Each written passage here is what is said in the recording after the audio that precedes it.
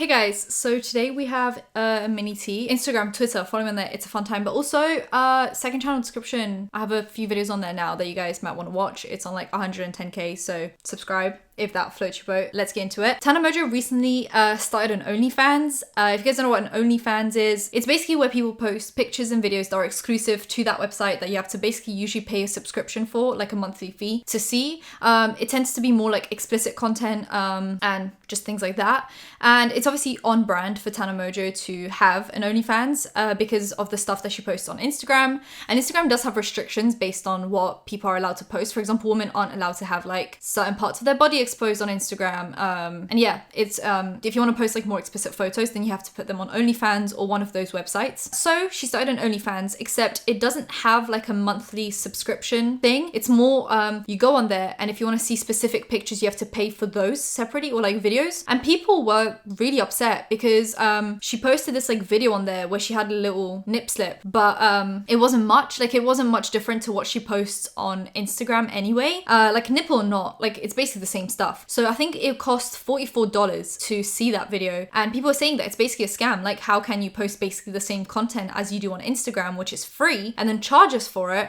But all I want to know is how much did she make from like the first day or the first like bulk of people buying that video? Apparently now she's posting more stuff on there, but what people, obviously I didn't go on there, I didn't pay for it because I'd have to pay for like all the pictures and videos, but also I can't show you guys stuff even if I do see it, because then it's basically just a scam. Like, I would basically be taking stuff that she's getting paid for and giving it to you for free, almost like pirating content. But people are saying that it's not worth the money that she is expecting you guys to pay. What's happening is basically people are kind of unhappy with being scammed by Tana Mojo yet again.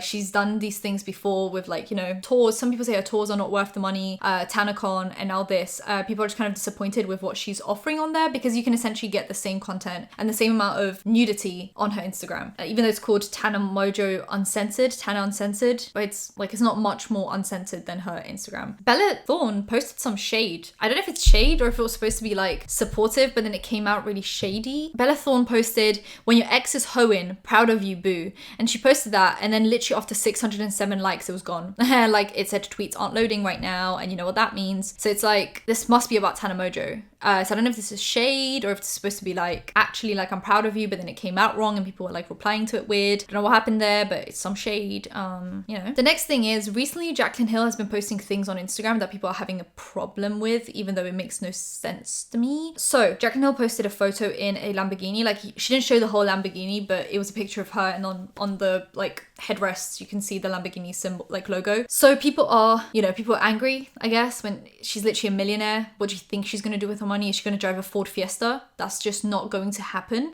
She's not like a normal person on a normal salary. She has the money to spend on a Lamborghini. And the thing is, she even said that she's just never shown this car before, but she's had it for like 2 years. She's also allowed to show the stuff that she worked for and bought. Like, whatever you think about her, she's allowed to have expensive things and enjoy them and show them. She doesn't have to hide these things from you guys to make you feel more comfortable, even though right now it's probably not the best time to show you guys her Lamborghini when everyone's like losing jobs left, right, and center. But then again, that's not her fault. Like, it's not her fault what's happening in the world right now. It's just some things are a little more insensitive to be like, you guys are unemployed? Well, look at me in a Lambo. Like, but the thing is, she's had it for 2 years. She's allowed to show it if she wants to. But then people had an issue with the fact that she went to a cheap furniture store in America called Rooms to Go. Obviously, I'm not from America. I don't know what the prices of these products are, but she went there and she was like trying out sofas, and people were first of all shading her for buying cheap stuff. So you're complaining, let me get this right, you're complaining that she's flexing her Lamborghini, you're complaining that she's flexing her house and her designer clothes, but then you're also shaming her when she goes to cheap stores. So like, what do you want? What do you really want her to do? Because you're not happy either way. So I think what you want is, you just want to hate on Jaclyn Hill. I think that's what you want. So anyway, then she kind of put out an Instagram story basically saying that the furniture she was buying wasn't for herself, it was for like a family member. But even if it was for herself, she doesn't see the problem in it, because she buys a balance of cheap and expensive things. Well, affordable and expensive things. I know people don't like the word cheap because it makes it sound bad. She says she buys a mixture of affordable and expensive things. And then she also mentions the Lamborghini, where she's like, I don't understand why people have a problem with it right now when I've had that car for 2 years and I'm allowed to show it. And she's like, and the fact that people are shading me for buying cheap stuff or going to cheap furniture stores, but then they also have a problem with me showing my Lamborghini. So it's like, what do you really want from me? Like, do you want me to be normal? Do you want me to not be normal? Because when I'm normal, you're shading me for being poor. But then when I'm showing you my Lamborghini, you're saying that I'm flexing on you. So it's like, what do you really want from her? I think there is this weird Jaclyn Hill hate train right now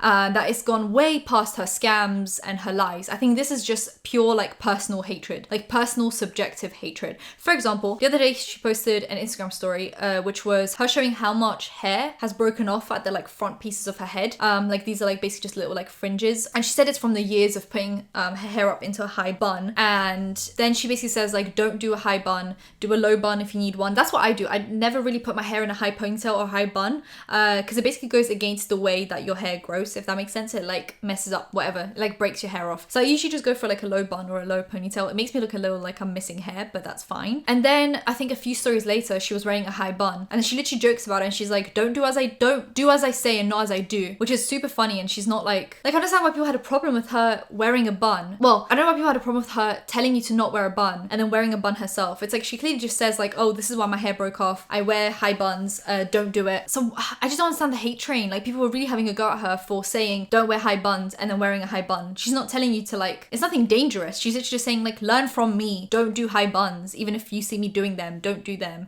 I don't understand why people, and then people are having a go at her. They were like, how can anyone trust anything that she says? She told us to not wear high buns, and then what does she do? Wear high buns. It's like, okay, and it's her choice, and she's showing you the consequences of her choices, so you don't do the same thing. I don't understand. I really don't. I don't get it. I don't get the Jaclyn Hill hate right now. I'm sure there's enough reasons for you to dislike her, like, you know, the lipstick stuff and the Morphe stuff. I don't think you have to add on extra stuff to feel like you have a, you know, there's a just like to justify your hatred for her. I don't think you have to like, you know, look for extra reasons. I'm sure what we have is enough. Jaclyn Hill has also been uploading more regularly. She's been uploading a few like makeup-y videos and kind of going back to her own ways, and people are wondering if she'll be selling a new product soon, because that's usually what happens. She'll upload for a month straight, like, you know, regularly, and then she releases a product and she stops uploading. I think there was a user on Twitter called Maxposed YouTube who released a trademark that Morphe has now like filed for, to do with almost like hair growth pills, like those like vitamins. Is it American and English people say it differently? Is it vitamins here, vitamins in America? I don't know. So people are wondering if she's going to start selling like hair growth supplements that are going to be Morphe. They're called Wonder Bears, which is basically supposed to be like a Sugar Bear hair competitor. And she has been talking about taking supplements lately, so I'm wondering if maybe, just maybe, she'll start shilling that soon. And then if she'll stop uploading, then you'll have a reason to, you know, on her. But until then, let's enjoy the content. Let's enjoy the Jaclyn that we all know and love until she stops being that for 6 months.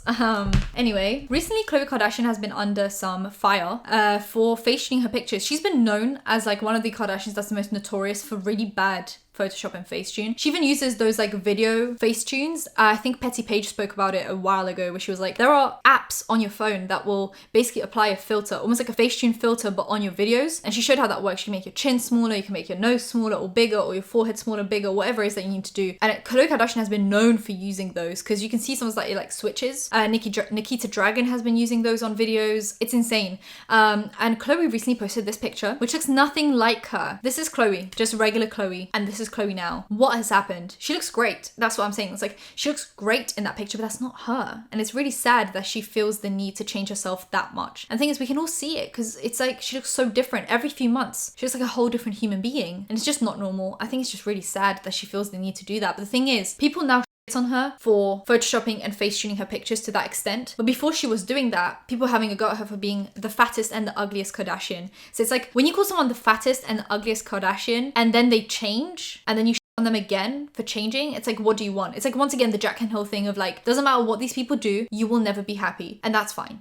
I think YouTubers, influencers, and celebrities just kind of have to accept the fact that no matter what you do, people will be unhappy, and that's fine. I can't make everyone happy, and I think I've come to the acceptance now. Whoa, my voice went funny. I've like come to accept that now. I don't fucking care. It's fine. The people that like me, and if people don't, then they don't, and that's also okay. Recently, Gabby Hanna posted that explanation video about just addressing every scandal that she's been in, including Jessie Smalls, Alex James, Curtis Lepore, Beyonce, Trisha Paytas, and everything else that she needed to talk about. I filmed a video breaking down the whole video, so that'll be in the description down below. I'll just put a link there so you guys can watch it. And then after that, she posted a video basically crying and talking about how she deals with stuff through music, because it seems like that's the only outlet she has, because because, and that's something I have to kind of agree with, is that no matter what she does at this point, people won't be happy. And it's kind of like I said, like kind of at some point you have to accept that people won't be happy regardless of what you do. Like people can call you out all they want. And then when you actually go and make the change, they half the time will not even acknowledge it. They will continue to call you out for other things. It happens all the time. I think I try to keep a balance of call people out, and then when they actually fix what they've done, I try to address that and acknowledge that they've like tried to fix it instead of keep like going at them all the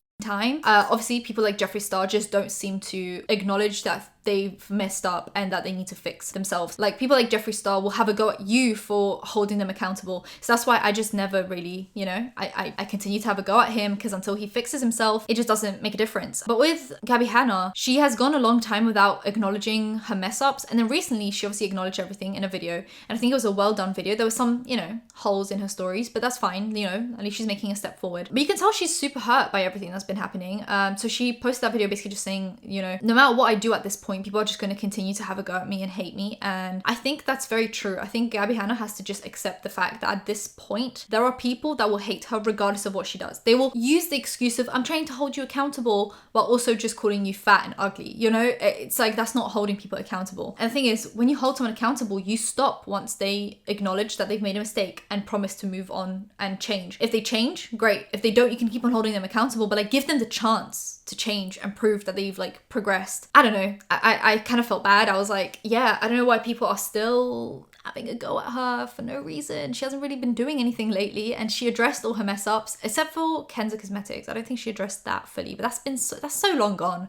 Like at this point, we're done with that. And she was basically just saying, you know, at the end of the day, it's like people don't want to see you progress or be better. They just want to tear you down. And it's true. The internet is basically just a place where people use the excuse of holding people accountable to basically tear people down. And you know, that's fine. Some people deserve it, some people don't. And it's just something that Gabbie will have to live with now on the internet, where there will be people that it's their life mission to make your life living hell and to make you feel like shit. And that's fine. It's just how it is. We just have to get used to it. Super sad, isn't it? So I recently spoke about Shannon Lester, who was the girl that, well, the woman that one, lied about her age, then like proudly spoke about how she only dates men super young so that they're like easier to manipulate. And then she said a lot of like borderline racial things. And yeah, she just said a lot of things about how to manipulate people and cheat on people. And then she accused D'Angelo Wallace of doxing her when he didn't. And then she hid like everything. She hid her sub count, so you wouldn't be able to see how many subs she's losing. She went private on Twitter and Instagram. I think she's unprivated now. I don't know if she's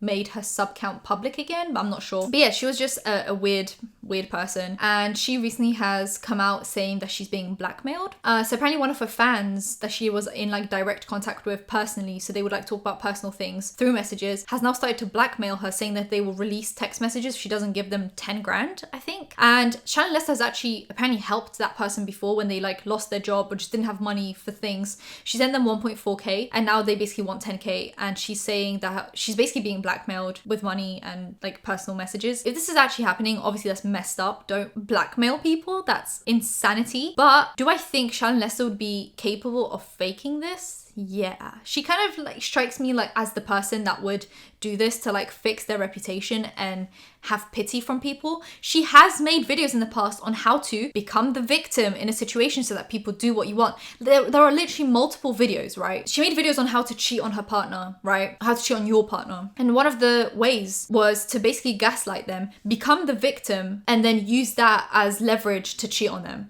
So like, is it too far-fetched for her to use that exact method while she's being cancelled on the internet? You know, become the victim, get pity from people. They won't call you out anymore because you're in distress. You know, it's a thing that seems like something that Shannon would tell her fans to do and then do herself. She's spoken about how to manipulate people. She's spoken about the fact that she likes to date younger people so that she can manipulate them. Her fans are probably a lot younger than her. They are people that are looking for almost like a mentor on the internet, someone that can guide them through life. So are those people not usually the easiest to manipulate? Isn't that what she says all the time? The thing is, we can use all of her advice against her now. All the advice that she's given out is super toxic, manipulative stuff. So when you give that advice out to other people, wouldn't it be kind of logical to assume that you use that advice in your everyday life as well? I don't know.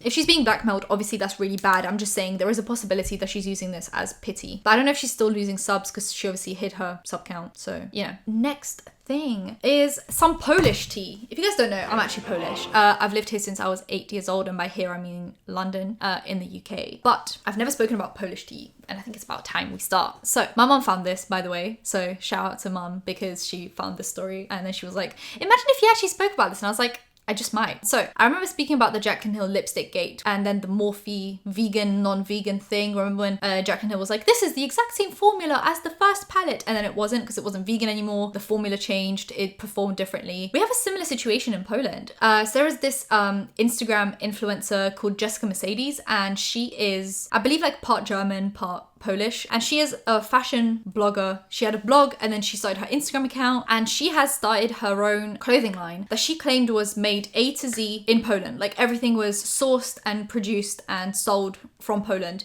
which is like super important in Poland because Polish economy is like suffering right now, because a lot of Polish companies started outsourcing from different countries because it was cheaper to do so, because cheap labor in other countries, instead of, you know, trying to source from Poland and pay a little bit more for it but then fuel the economy. It's kind of how things work. If you want your economy to flourish, you're gonna have to, you know, pay up a little bit, but companies didn't want to do that. So when a company comes out and says everything is made in Poland, you know, it kind of makes people feel good about it, because it's like, yeah, we can support our economy. So she said everything was sourced and made in Poland. And then a girl received her t-shirt, which they're not cheap, right? So I know the currency problem is a little strange because it kind of makes things complicated to explain, but the t-shirts there, like the cheapest product on the website was 200 in Polish currency, but that doesn't mean you can just transfer the currency and like translate it that way, because it's so confusing to explain. Right, so usually, right, 200 in Poland would be about £40 here, except the salaries are basically a 1-to-1 conversion, right? So if you make 2 grand here, you're very likely to make 2 grand in Poland. So if you think about it, right, you can't then like change the currency and try and like explain it that way, because if someone makes 2 grand in pounds here and 2 grand in Poland, then if you buy a t-shirt for 200 in Poland, it's the equivalent of buying a t-shirt for £200 here, if that makes sense, even though the currency is a little different. It's super confusing. So essentially, if someone paid 200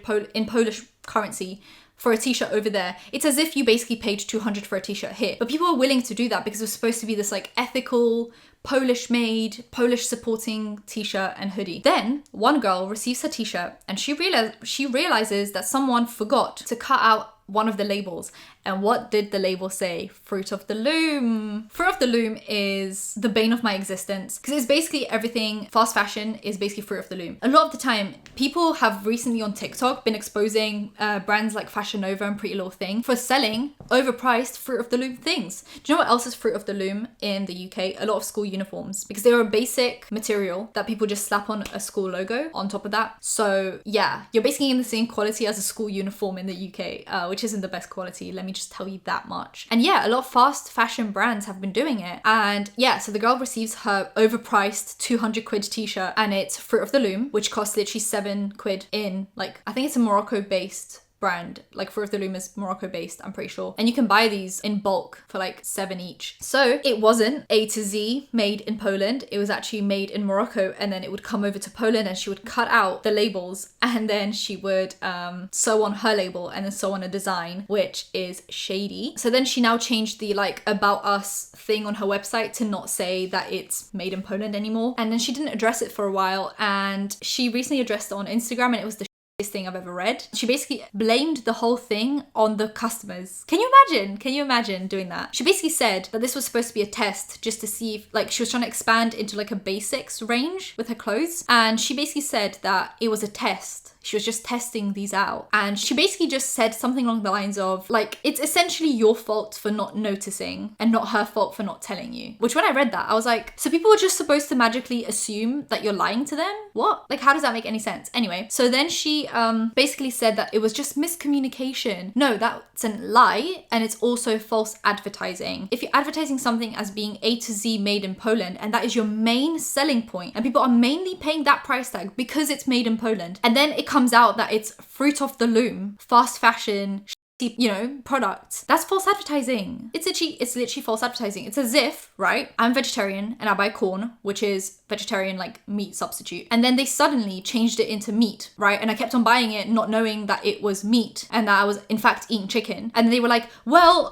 we don't have to tell you everything. You should have just assumed that it was meat. We were just testing new things out. False advertising, because I'm buying it purely because I think it's vegetarian, and if it's not, then it's false advertising, you know? Anyway, so people were super upset. People are leaving very smart comments comments though. They're not like hate comments. When I read through the comments, they're obviously Polish, so you're gonna have to Google translate them if you're trying to, you know, read on the tea. But they're super smart comments where people are basically just saying like, this sounds like a PR statement not written by you, and like you're trying to save face, and the matter of fact is you basically scammed your fans. If this hadn't come out, if one of those labels had been detached and this hadn't come out, I wonder how long she would have dragged this on for. I think forever. She said she made it sound like this was just a very short test, like she was just testing it out. But why are you testing cheap products out at the same price as the expensive products without telling people that they're being tested on, you know? And yeah, she made it sound like this was supposed to just be like, oh, just innocent, you know, stuff, when it's not. You lied to people and you sold them a product that they didn't want to buy. They didn't want to buy Fruit of the Loom. They wanted to buy, you know, nice cotton made in Poland. So sad. So sad. And the thing is, she's had her blog for ages, and I think she started out in about 2010. So you basically ruined a decade of good reputation and career in a matter of seconds, which is devastating, to be fair. Like, to ruin that many years of a good career because you wanted to save a little bit more money and extend your profit margin. Because if she had straight up said, like, this is my expensive range made in Poland, and it's more expensive because it's made in Poland, and then she had this basics range, which she said, this is basically Fruit of the Loom fast fashion for people that want these trends but at a cheaper price, and she made that clear, it would have been fine, because people would have the choice of what they're buying, and it would have been at different price points, and that would have been great. But she didn't do that though, did she? So I wonder how long she's been doing that for as well. Like, I wonder if Fruit of the Loom was the products from the start, or if she only did this recently. Does anyone, okay, I wonder if people, right, bought a first batch of t-shirts when she first started the brand and then bought some now, and can they see the quality difference? Because no one has really spoken out about this. But I'm just wondering if there was a quality change, or if this was the quality from the get-go. And if it was from the get-go, then it was never made in Poland. It was always outsourced from Morocco. This is on Polish tea for you guys, because I think no American or British drama channels will know about this because it's Polish and all the articles on it are made in Polish. So here I am giving you some exclusive tea straight from Poland, imported just as we like it. And that's the video for today. If you enjoyed it, give it a thumbs up, comment down below, anything comment down below, and subscribe to post videos every time something happens, even when it happens in Poland. So hit that bell, you'll be notified when that's happening. Social media links in description, and I'll see you in my next one. Bye guys.